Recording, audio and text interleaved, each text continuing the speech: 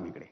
मंडळी, कल्याण डोंबिवली महापालिकेत भाजप आणि शिंदेंच्या शिवसेनेत युती होणार नसल्याचे संकेत हे भाजप प्रदेशाध्यक्ष रवींद्र चव्हाण यांनी दिलेत।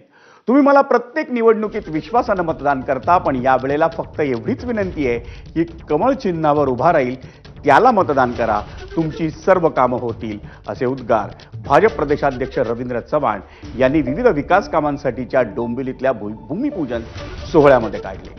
या कार्यक्रमाला भाजप पदाधिकाऱ्यांसह मनसे कल्याण जिल्हाध्यक्ष प्रकाश भोईर यांनीही उपस्थिती राखली होती। मनसे जिल्हाध्यक्ष प्रकाश भोईर हे लवकरच भाजपमध्ये प्रवेश करण्याची शक्यता आहे।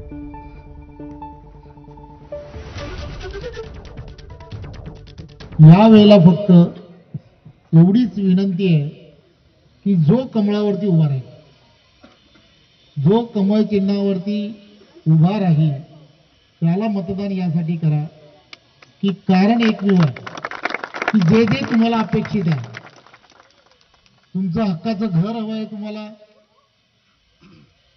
तर त्यासाठी सुद्धा सहजपणे काही गोष्टी करता येऊ शकतील।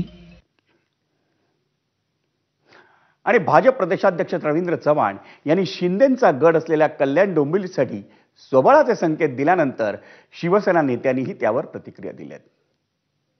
वरिष्ठ नेत्यांनी लोकलचे नेते निर्णय घेतील असा जो काही फतवा काढला होता किंवा अशा ज्या काही सूचना दिल्या होत्या त्यानुसार कार्यकर्त्याला ऍडजस्ट करणं किंवा स्वतःच्या पायावर हिमतीवर लढवणं हे अनेक ठिकाणी झालेलं आहे।